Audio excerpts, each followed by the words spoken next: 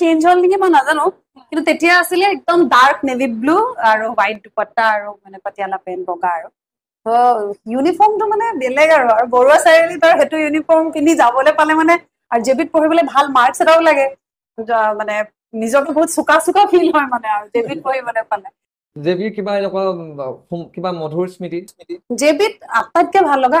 আমাৰ বহুত মানুহৰ কেৰিয়াৰত জেবিত পঢ়া যিসকলক ধৰক এতিয়া চিনি পায় আমাৰ বেষ্টটোৰ কথা কৈছো বাৰু তাৰ আগৰখিনিতো নকওঁৱে